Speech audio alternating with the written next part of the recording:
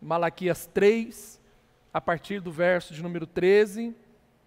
Eu quero que você preste bastante atenção naquilo que o Espírito Santo de Deus já começará a falar aí ao seu coração nesta oportunidade. Diz assim, o verso 13 do livro do profeta Malaquias: vossas palavras têm sido hostis e acusadoras contra a minha pessoa, reclama Yahvé. E ainda ousam a indagar: o que temos falado contra ti? Tens comentado que é inútil servir a Deus e murmuram: que vantagem temos tido por termos cuidado em obedecer os preceitos de Deus e por ficarmos orando e lamentando perante o Eterno dos Exércitos? Por causa disso, estamos achando que os arrogantes é que são felizes, porquanto prosperam os que praticam o mal. Essas pessoas vivem desafiando a Deus e nada lhes acontece, escapam ilesas. Então, aconteceu que aqueles que ainda temiam a Yahvé conversavam uns com os outros, e o Senhor ouviu as suas orações com atenção, e diante de Deus foram escritos num sefer, um livro, todos os nomes dos que amavam reverentemente a Deus, como um memorial acerca dos que temiam Yahvé e honravam o seu santo nome. Portanto, eis que naquele dia que preparei, quando eu agir, declara o Senhor dos Exércitos, eles serão para mim, eles serão o meu tesouro particular.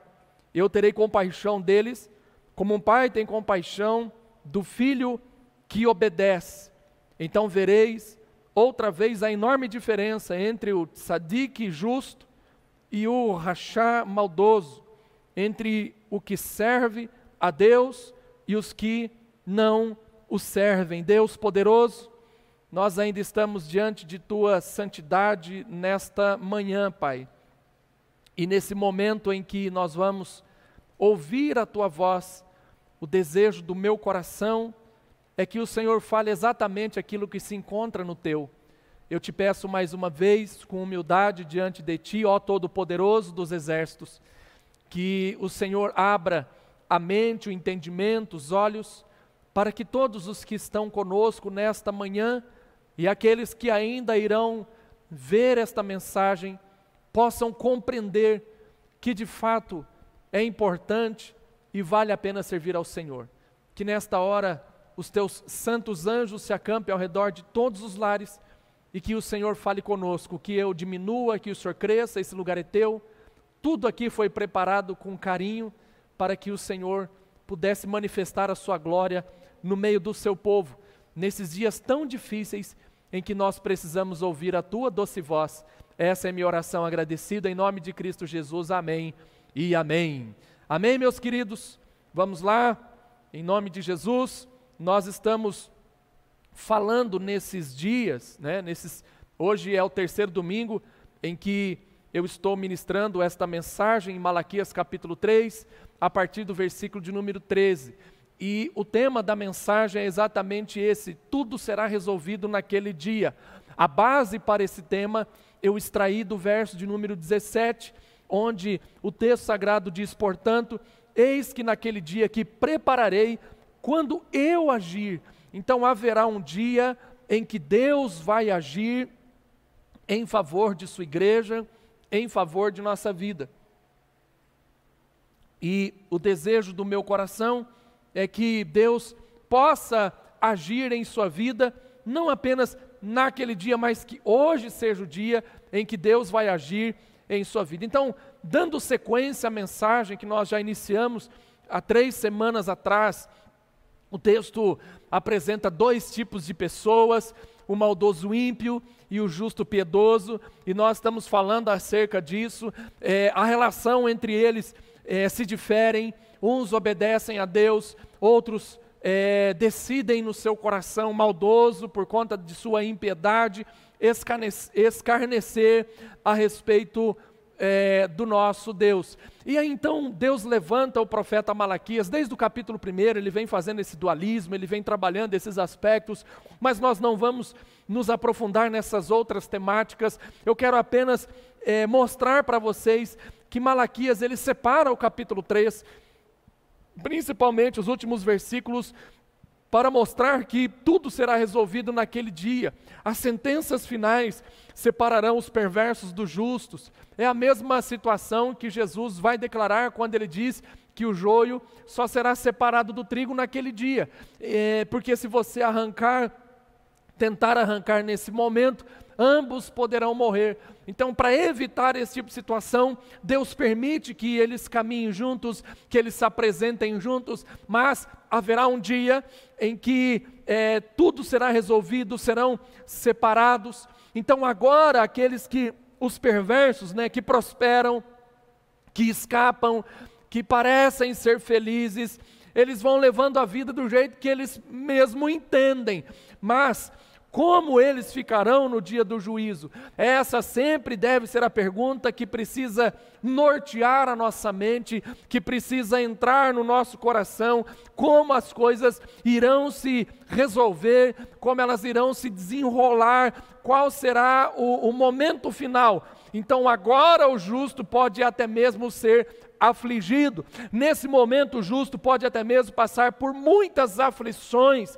mas no dia final ele será recompensado por Deus eternamente.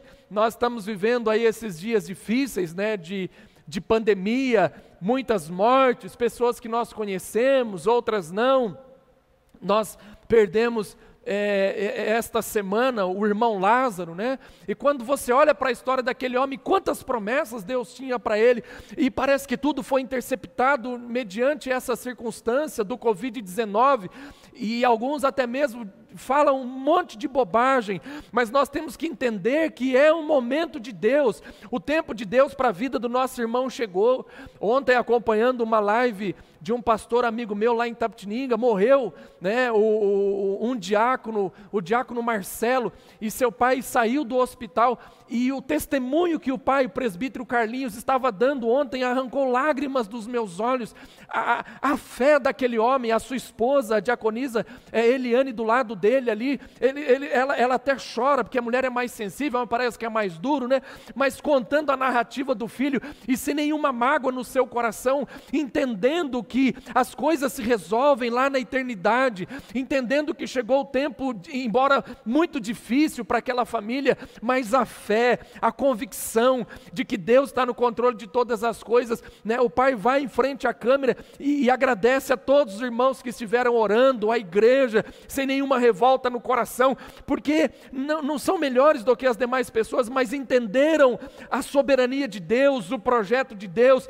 E por outro lado a gente vê o ímpio escapando, as pessoas fazendo festas, bares lotados, na minha rua tem muita bagunça, você percebe isso na televisão, a polícia civil fazendo a parte dela, invadindo o cassino, e o camarada vai jantar num cassino, achando que lá é um restaurante, e parece que nada acontece. A gente vê as pessoas, o ímpio prosperando, e isso pode gerar uma revolta no seu coração, mas nós não podemos entrar nesse jogo maligno, nessa coisa do diabo. É momento de nós termos clareza, convicção do nosso chamado, da nossa fé.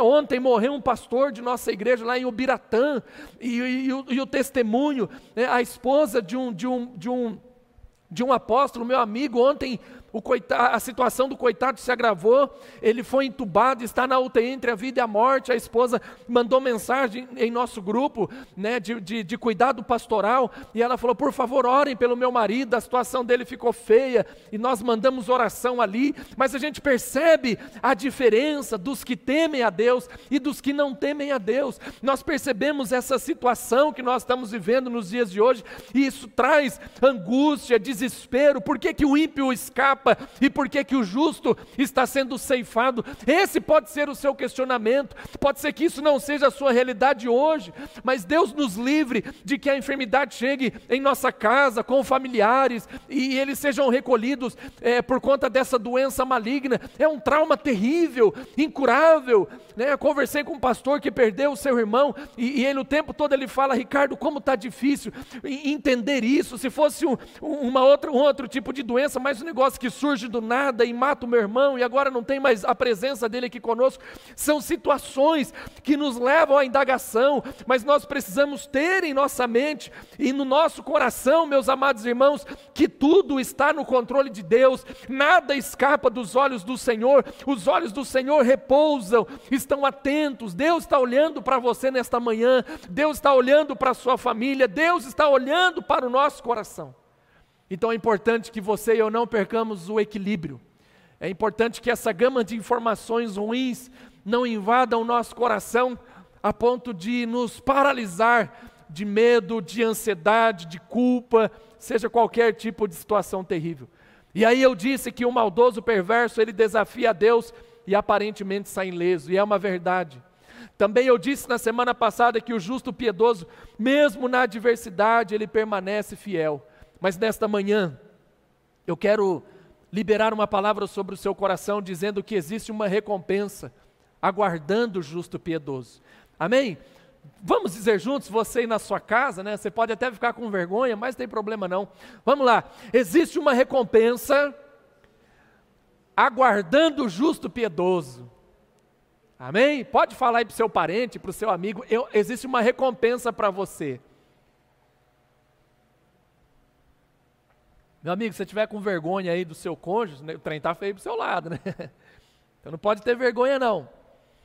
A partir de agora, o profeta Malaquias, ele começa então a expor essa realidade a respeito da recompensa. Porque o grande questionamento é esse: será que vale a pena ou não? Essa é a dúvida que norteia a vida de muitas pessoas. Então, a partir do verso 16, a parte C do versículo, nós avaliamos até a parte B. A parte C vai dizer: e diante de Deus foram escritos num sefer, que é o memorial aí na sua tradução, o livro, onde todos os nomes daqueles que amavam reverentemente a Deus estão como um memorial acerca dos que temiam a Yahvé e honravam o seu nome. Há um livro. E aí o verso 17 vai dizer: portanto, eis que prepararei quando eu agir, e etc. Declara o Senhor dos Exércitos: eles serão meu tesouro particular, eu terei compaixão deles como um pai tem compaixão do filho que obedece.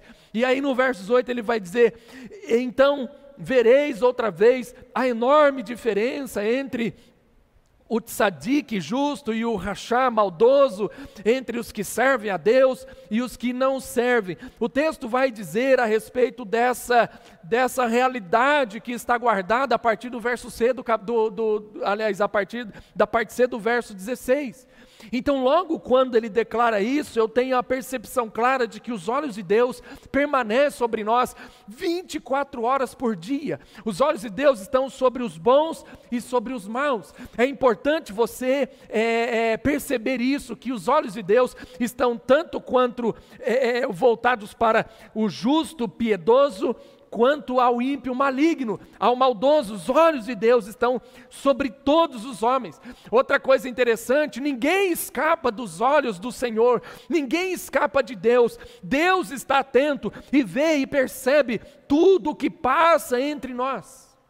E Deus então, mediante a esta palavra profética, abençoadora, esclarecedora, de que Deus está olhando para nós 24 horas por dia, Deus então libera uma palavra de promessa para aqueles que reconhecem Deus em seus caminhos. Deus libera através do profeta Malaquias essa promessa. No presente, nós somos dele. Lá no futuro, ele está preparando algo muito especial, aonde o justo será recompensado por Deus no dia do juízo. Percebe? Uma dupla promessa de Deus aqui. No presente, nós somos dele, nós somos propriedade, nós somos um tesouro. E lá no futuro, há uma recompensa guardada, esperando. Cada um de nós seremos recompensados. Verão a diferença do justo e do perverso, a diferença entre aqueles que servem e entre aqueles que não servem a Deus. Algo preparado para você, uma recompensa para você pela sua dedicação, pela sua fé, pelo seu amor, pelo seu cuidado com as coisas de Deus, algo futuro. Por outro lado, para o ímpio, para aquele que não serve a Deus, também há uma recompensa pelo desdém, pelo desleixo, pelas falas maldosas que foram liberadas sobre o povo de Deus, sobre a igreja de Deus. Ambos serão recompensados lá no futuro, tanto um quanto o outro. Um está preparado o paraíso eterno, para o outro está preparado o juízo, o lago de fogo, a eternidade sem Deus. Todos serão lançados ali. Apocalipse vai dizer que aqueles que não foram encontrados seus nomes escritos no livro da vida, assim como Satanás, os seus demônios, a besta, a fera, todos serão lançados no lago de fogo e arderão para a eternidade, juntamente com o inferno, que é um lugar preparado para aqueles que não temem, para aqueles que não honram a Deus. Então ambos serão recompensados no dia do juízo. Então, enquanto nós vivemos nesse mundo maligno, Deus ouve a nossa conversação. O texto vai dizer que o Senhor ouviu as orações deles com atenção. Interessante que essa palavra atenção aqui, utilizada por Malaquias em hebraico, o kashab, ela dá uma ideia diferente. Kashab é você ouvir, estar atento, prestar atenção nos mínimos detalhes. É inclinar os ouvidos. É como se Deus lá do céu, Ele inclinasse os seus ouvidos e percebesse tudo o que você, através do som da audição, começasse a perceber os detalhes. Aquilo que de uma forma comum, natural, seria imperceptível. Por exemplo, se você ficar em silêncio à noite, você percebe o barulho da geladeira quando ela liga. Você percebe se passar um inseto, um animal, você ouve. Você percebe o zumbido dos amaldiçoados pernilongos no seu ouvido, né? E aquilo é coisa das trevas, são demônios mesmo que vêm para roubar a nossa paz noturna, né? E não permitir que Deus os abençoe. Mas durante o dia é muito difícil. Durante o dia você não ouve o zumbido do pernilongo, você sente a picada dele, porque durante o dia os barulhos nos atrapalham. Durante o dia você não percebe o motor da geladeira, a não ser que você esteja ali olhando, focado. Kashab dá essa ideia de, mesmo mediante todos os sons que estão ao redor para tentar atrapalhar, nada atrapalha o que Deus está ouvindo, prestando atenção naquilo que você está se comunicando com Ele. Então, esse mundo maligno, mesmo mediante a tudo que está acontecendo, Deus está ouvindo as suas orações, Deus está percebendo aquilo que está acontecendo com você, Deus está te escutando, Deus está dando atenção, Ele presta atenção, não permitindo que nada atrapalhe, mesmo com muitos sons em sua volta. Assim Deus age com você, assim Deus age conosco. Nada tem poder de atrapalhar a Deus quando Ele para lá no céu e começa a prestar atenção em você. Nada tem poder de atrapalhar a Deus, nem mesmo esse momento tão importante, difícil, que a nossa geração está passando, está vivendo. Deus está atento a tudo que acontece conosco, Deus está atento a tudo aquilo que acontece com a sua igreja. Ele sabe o que passa com você, Ele sabe o que está acontecendo com você, Ele sabe aonde você está nesse momento, Ele sabe o que passa em sua mente e seu coração, o que você deve fazer, para onde você deve ir. Ao mesmo tempo que Deus, Ele está prestando atenção em nós, é importante que nós também possamos estar prestando atenção em Deus. Palavras de oração soltas ao vento não fazem sentido. Então o povo, eles iam ao templo, o povo se posicionava diante de Deus no templo, e eles oravam, aguardando perceber também, ter uma percepção clara da direção de Deus para a sua vida. É importante que você tenha essa troca.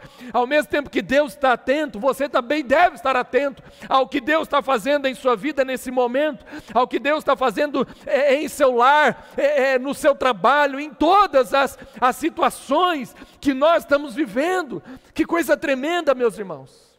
Que coisa fantástica. Por outro lado, Deus, Ele relembra também todas as nossas obras. O tempo que você e eu estamos dispensando no serviço de Deus. É por isso que ele vai dizer que havia, a parte D, né, do verso, que havia diante de Deus, foram escritos, aliás, no livro, o memorial, o Sefer, todos os nomes dos que amavam com reverência a Deus. Todos os nomes, cada um deles. Memorial lembra acerca das obras, né? Quando você vai em um cemitério, a maioria dos cemitérios o nome é memorial, né? A maioria dos cemitérios o nome é memorial, e você vai lá, algumas pessoas, e ficam olhando para um túmulo. Isso não é tão cultural, né? Para nós, às vezes as pessoas vão no cemitério só para limpar o túmulo e organizar e tal, mas em outras culturas, as pessoas elas vão ao cemitério e elas sentam ali, perante uma lápide ou alguma situação nesse sentido, e o que eles fazem? Eles começam a relembrar as obras, né? E eles vão lembrando do que aquela pessoa fez, o que aquela pessoa significou, o que aquele ente querido ensinou, né? Se você não tem esse costume, é bom você fazer isso, né? Isso não é pecado, não é espiritismo, você não vai orar pelos mortos. Memorial, é assim que nós entendemos a respeito desse memorial, né? Não que você esteja morto, mas é a ideia de lembrar das suas obras, de lembrar de tudo que nós estamos fazendo, de lembrar do tempo dispensado ao reino, ao serviço, aquilo que Deus confiou a nós enquanto cristãos, enquanto discípulos de Jesus, enquanto homens e mulheres de Deus. A tudo que eu faço há um memorial. Deus não fica devendo nada para ninguém, muito pelo contrário, nós que devemos a Deus. Deus ele vai nos recompensar, seja aqui na terra, seja lá no céu. Há inúmeras promessas, há inúmeras coisas relevantes da parte de Deus para o nosso coração, mas é importante você olhar isso, é importante você parar nesta manhã e começar a avaliar como está a sua vida, como estão as suas obras, o tempo dedicado, as coisas que estamos fazendo para Deus, né? Embora estejamos vivendo esse período adverso, embora nem todos possam trabalhar no sentido de um trabalho eclesiástico propriamente dito, mas existem inúmeras formas de trabalharmos para Deus. Você pode trabalhar para Deus semeando as boas novas com um link que você encaminha. Você pode trabalhar para Deus ligando para alguém e fazendo uma oração com aquela pessoa, ou mandando um WhatsApp de bom dia, né? Ou mandando ali uma mensagem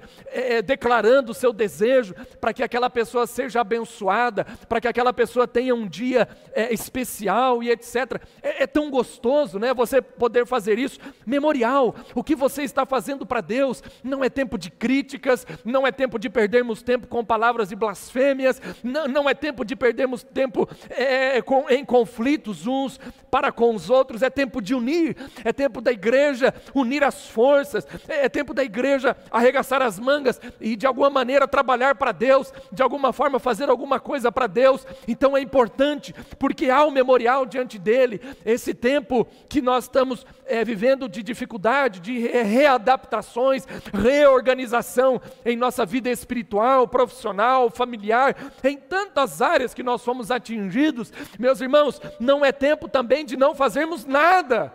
Alguma coisa nós temos que fazer, alguma atitude nós devemos tomar, mesmo em estado de sítio, mesmo guardados em casa, de um momento de quarentena, aquartelados. É importante que nós possamos ter uma sabedoria, receber uma graça divina para fazer alguma coisa nesse momento de adversidade e marcarmos, deixarmos um memorial para as próximas gerações. O que você vai dizer às próximas gerações? que no tempo da crise me acovardei, que no tempo da crise eu investi em lamento, em murmúrio, que no tempo da crise eu blasfemei, eu desdenhei, ou que no tempo da crise eu fui para cima como um leão, eu participei do projeto, eu trabalhei para o reino de Deus, eu vesti a camisa do evangelho, eu auxiliei em minha igreja, eu discipulei pessoas, eu falei de Jesus, eu me posicionei melhor, eu melhorei o meu comportamento dentro da minha casa, eu refleti na minha vida, nos princípios que eu vivia, e eu busquei mudança, eu busquei melhoria. Há um memorial acerca daqueles que temem e honram o nome de Yahvé. Memorial, meu irmão. É tempo de você pensar nisso. Deus está escrevendo ali todas as nossas obras, exatamente todas. Nenhuma delas caem por terra, nenhuma delas são desprezadas por Deus, por mais difíceis que elas sejam. Ontem, em nossa reunião com o conselho, eu faço um devocional com eles, basicamente a 15 ou uma vez por mês, e uma das coisas que ficou evidente para nós em nossa reflexão, foi a respeito de tomadas e decisões.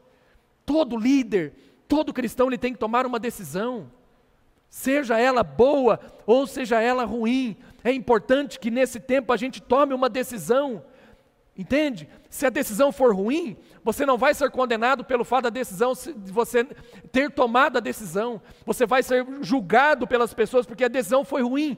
Mas mesmo ela sendo ruim, você tem a oportunidade de tomar uma decisão e consertar o que você fez de ruim. E fazer algo bom. Agora, o que é desprezível é nós não tomarmos uma decisão em absolutamente nada. Embora isso seja fantasioso e uma inverdade, porque o fato de você decidir em não tomar uma decisão, você já decidiu. Só que não podemos agir assim. Nós temos que nos posicionar. Há um memorial diante de Deus. Deus está nos dando a oportunidade para servi-lo, mesmo mediante esse momento difícil que nós estamos vivendo, porque não é inútil servir a Deus. Então que você e eu possamos entender que Deus está escrevendo a nossa história, e nós não somos apenas os coadjuvantes, nós também somos os escritores, por conta de nossas decisões, por causa do nosso livre-arbítrio, por causa daquilo que nós decidimos fazer, seja errado ou seja certo. Não é essa a discussão. É importante você entender nesta manhã que o memorial de Deus, o Sefer, está aberto, e Ele está escrevendo a nossa história. Você pode escrever a sua história nesse tempo de crise, a história de um covarde, ou a história de um valente, a história daqueles que fracassaram, ou a história daqueles vencedores. Deus te dá a oportunidade nesta manhã, por meio de sua palavra, a honrar o nome de Deus, a temer a Deus de todo o seu coração, que com certeza, meu amado irmão, a sua história será uma história de sucesso. O memorial mediante Deus está sendo escrito, faça parte desta história. Somente aqueles que têm o nome escrito no livro da vida têm alegria. Aqueles que o nome estão escritos lá, eles entrarão na cidade de Deus. O que Deus está preparando? A cidade aonde nós vamos passar a eternidade. Então a pergunta que eu faço para você nesta manhã: o que está preocupando o seu coração? Olha, irmãos, nós não somos daqui. Em breve tudo isso vai acabar. Deus está vendo. Eu disse que Ele fica 24 horas monitorando. Eu posso idealizar, por exemplo, aquela central de monitoramento que tem nas rodovias, tem lá um monte de telas, e ali eles veem as praças de pedágio, isso, aquilo, tudo que está acontecendo no trânsito, as seguranças, tem um carro quebrado, tem isso, tem aquilo. Eu posso imaginar isso, grandes telas, e Deus observando tudo que está acontecendo conosco, tudo que está acontecendo com a humanidade. Agora, por outro lado, é evidente que um dia tudo isso vai acabar. E é por isso que ele vai dizer que nós somos o tesouro de Deus, no verso 17.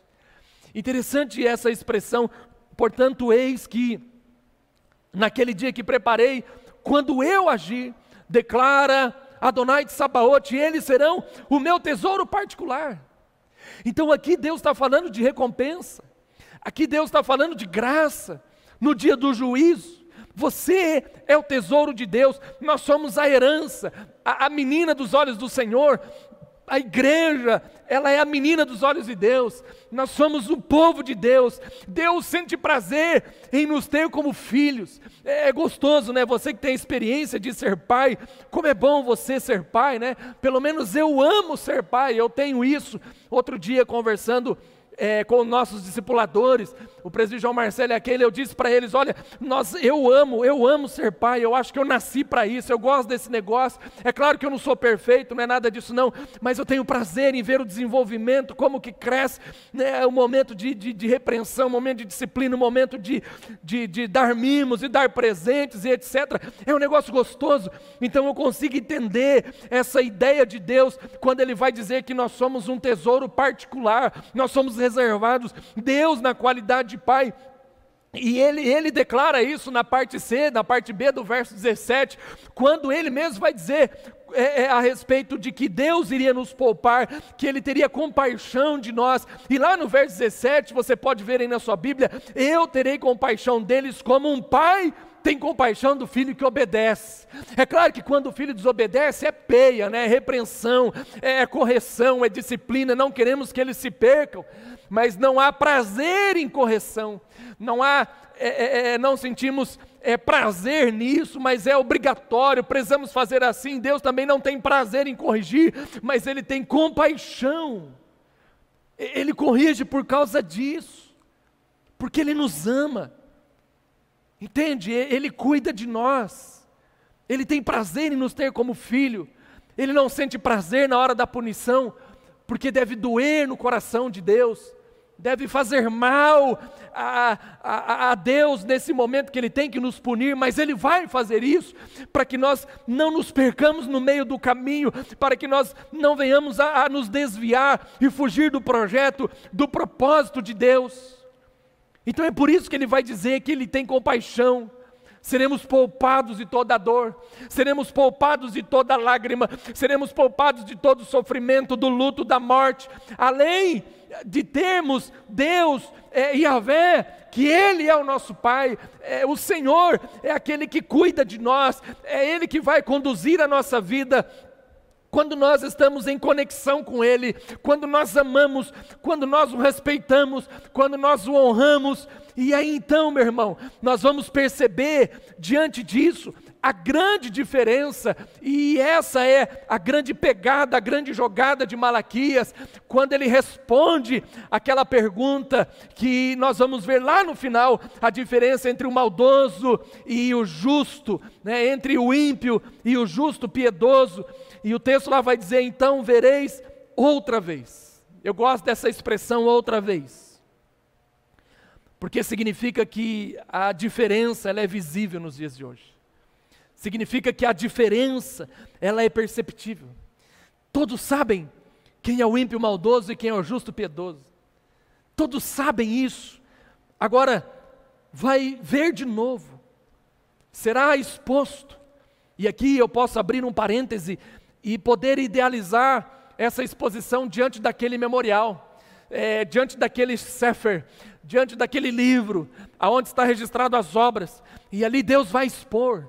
E interessante que Deus não tem medo de nada disso, né? Deus não se preocupa com essa exposição. Nós nos preocupamos, pisamos em ovos muitas vezes para tentar consertar alguns erros aqui, corrigir alguns comportamentos que não são tão nobres assim, que pode levar a pessoa à destruição, à queda, à ruína. Mas com Deus não tem nada disso. Deus ele vai e joga tudo ali. Olha, você fez isso. Lembra daquela expressão que Jesus vai dizer lá em Mateus, quando aqueles homens que se diziam homens de Deus, eles chegam diante de Deus e falam assim, olha Senhor, em Teu nome eu expulsei demônios, em Teu nome eu curei enfermos, em Teu nome eu fiz isso, em Teu nome eu fiz aquilo outro, olha Senhor, eu fiz. Olha, ele não tem cuidado nenhum com as palavras, ele não é nem um pouco elegante. Deus simplesmente fala assim, apartai-vos de mim, maldito, porque eu não vos conheço. É simples assim com Deus. E é por isso que Jesus vai dizer, olha, a sua palavra tem que ser sim, não, passou daqui, é do maligno. Então naquele grande dia, quando essa diferença ela será exposta, quando essa diferença entre o tzadik, que é o justo, e o rachá, que é o maldoso, entre aquele que serve e o que não serve, ele faz uma distinção aqui. É interessante que serão todos visíveis. Deus não vai esconder nada. Deus não vai ficar camuflando. Deus não vai ficar com medo de alguém levá-lo ao ministério público. Hoje tem essa moda, se me expor, eu vou processar você. Isso é tão terrível, é tão maligno, que até no meio de pastores é assim. Você pega o camarada no flagrante de pecado, de adultério, e tem que conversar com ele com relação, olha, se você me expor, eu vou processar o presbitério, eu vou processar o senhor, eu vou processar isso, eu vou processar aquilo. E aí a única resposta é, olha meu amigo, fique à vontade, leva para a justiça, faça o que você quiser, mas nós temos que corrigir o erro. Então as pessoas agem assim. As pessoas não querem exposição, mas naquele dia, esses dois grupos, eles são visíveis. São povos diferentes, há uma diferença enorme, há uma diferença escandalosa, não há aqui como haver semelhanças, o texto é claro, as diferenças não existem semelhanças, são diferenças mesmo, opostos. Eu não estou dizendo que nós não vamos errar no meio da jornada, eu não estou dizendo que nós não vamos pecar no meio do caminho, eu estou dizendo que aqueles que temem a Deus, eles se arrependem e eles se voltam para Deus, eles buscam o conserto, eles buscam a reconciliação, eles tentam de alguma maneira acertar os ponteiros enquanto há tempo. Então essa é a diferença de Pedro e a diferença de Judas é visível. Judas nega Jesus, Pedro nega Jesus, Pedro sai para chorar amargamente, Judas não, ele sai para enforcar-se, não há arrependimento, não há conserto, Pedro se arrepende. O que eu estou dizendo para você nesta manhã, meu amado irmão, que ainda há tempo, porque aquele grande dia não chegou, aquele dia de nós lavarmos todas as roupas sujas, aquele dia de nós expor toda aquela situação ainda não é conclusivo, não chegou. Então há tempo, há esperança, há tempo de retorno, há tempo de restauração. Quem sabe você que está me assistindo nesta manhã, está muito tempo longe dos caminhos de Deus, não serve a Deus, meu irmão, volte para os caminhos de Jesus. Ainda há esperança para você, ainda há tempo para você, ainda tem chance. Mas pastor, o senhor não sabe o que eu fiz? Eu não sei, mas Deus sabe. Os olhos de Deus estão postos sobre todos nós, Deus ouve a sua oração, Deus conhece o seu coração. Há esperança para você nesta manhã, é tempo de conserto, é tempo de você pensar em todas as coisas erradas que você fez em sua vida. Senta, como eu usei a ilustração do cemitério, você está morto nos seus delitos, nos seus pecados. Se assente, comece a pensar, traga na sua memória, se esforce para entender, para compreender todas as coisas erradas e ruins que você fez em sua vida e se conserte com Deus nesta manhã. Abra o seu coração para Ele. Sabe, quem sabe você até mesmo já blasfemou, porque naquele grande dia, enquanto os perversos vão padecer eternamente, lembre-se de uma coisa, nós viveremos eternamente. Enquanto esse mundo pagão ele for lançado no fogo do inferno, nós, a igreja, a noiva do Cordeiro, nós entraremos para as bodas para todo sempre, e nós vamos celebrar diante de Deus para todo sempre, e caminharemos com Ele para todo sempre. Enquanto os perversos, eles enfrentarão o tormento do inferno eterno, nós, os justos, estaremos lá no seio de Abraão, estaremos gozando das delícias de Deus para a nossa vida. Os justos, os piedosos, aqueles todos que estão com o nome escrito no livro da vida, eles entrarão no reino dos céus. Interessante que não há aqui uma margem para dizer que Deus apagou o nome dessa pessoa do livro da vida. Mas aqui há uma margem para eu dizer que o seu nome está escrito lá. É tempo de você voltar para Deus, é tempo de você se voltar para os céus, é tempo de você se prostrar diante dEle, porque ainda há esperança para você. E eu quero orar, concluindo esta mensagem nesta manhã. Vem aqui os meninos, por gentileza. Orar por sua vida, orar para que Deus abra o seu coração, para que Deus abra o seu entendimento. Porque uma das coisas que mais nos atrapalham dentro desse pensamento filosófico é essa ideia. É o questionamento que acontece no verso 14. onde eles imaginam que é inútil servir a Deus. O texto vai dizer no verso 14: vós dizeis, inútil é servir a Deus. Que nos aproveitou termos cuidado de guardar todos os mandamentos, os ensinos. Queridos, não é inútil.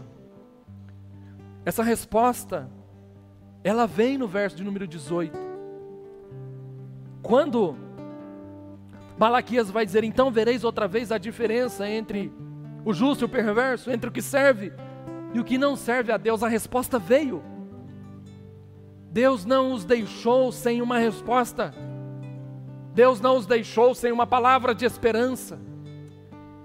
Então esse questionamento, vale a pena servir a Deus? Essa ideia de que melhor é nós cuidarmos da nossa vida aqui e deixar essas coisas de Deus para lá, fazer esse negócio aí de servir a Deus, deixar quieto isso daí. Quantas pessoas pensam assim? Outros dizem, eu ainda sou muito jovem para servir a Deus. Não tem idade. É tempo de nós aproveitarmos, fazermos uma leitura desse momento de juízo de Deus sobre a terra, desse momento de flagelo, desse momento de abrir selos, se nós pudéssemos interpretar assim, não sabemos. A única coisa que eu sei é que a volta de Jesus é iminente, Ele pode vir a qualquer momento, e esses sinais me substanciam os meus argumentos, os sinais dessas pestes, desta epidemia, que Jesus vai dizer em Mateus. Então eu posso dizer sim que Jesus está voltando porque Ele prometeu. Mas é importante que você entenda isso, de que vale a pena servir a Deus. Para uns talvez não faça tanta diferença. Para outros já é tarde, porque essa pessoa já não está mais entre nós. Nós fizemos aqui um levantamento, com a morte do irmão Lázaro e aqueles que não conhecem a Jesus. Então Lázaro, ele está lá no seio de Abraão, e aqueles que não conhecem Jesus estão na zona de tormenta. E o que nós, enquanto igreja, estamos fazendo para, nesse processo ativo de Deus e de juízo de Deus, é tempo de nós despertarmos, acordar para esta realidade e orarmos mais. Não estou dizendo que você não ora, presta atenção que eu estou falando, orar mais, jejuar mais, buscar mais a Deus, ler mais a palavra, servir melhor aos irmãos. Sabe quantos crentes não conseguem mais servir uns aos outros? Não estão nem aí para a realidade, para o sofrimento. Irmãos que estão desempregados, irmãos que estão doentes, precisando de ajuda. Você já separou aí, por exemplo, 1 quilo esse mês para doar para alguém? Uma cesta básica? Ou você espera que um ímpio faça isso porque você está acomodado? Você está guardando o mundo lá fora, cuidar dos seus, da igreja? É tempo de nós nos unirmos e servirmos a Deus, porque vale a pena. Vale a pena, o tempo nosso não acabou, jamais acaba, só acaba quando termina. Quando nós morremos, quando não estamos mais aqui. Então que você fique com esta palavra. Nesta manhã existe uma recompensa aguardando o justo piedoso. Não é tarde para você se voltar para Deus. Não é tarde para você servir ao Senhor. A demanda da igreja é grande, não é porque ela está fechada não, meu irmão, tem serviço para todo mundo. Tem serviço para todo mundo.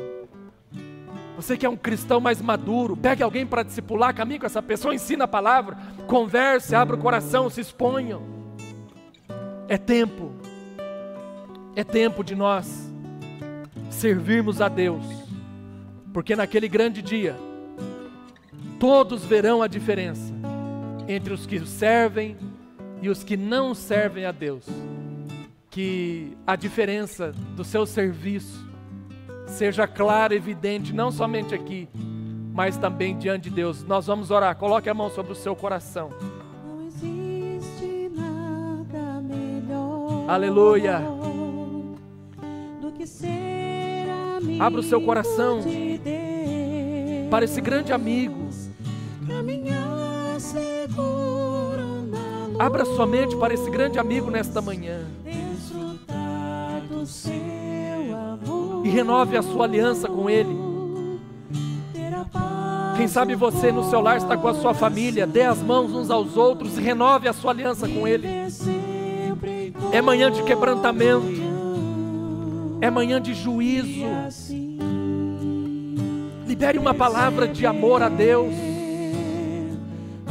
Libere uma palavra de esperança à sua família. Alamaia siribicanta laia. Aleluia.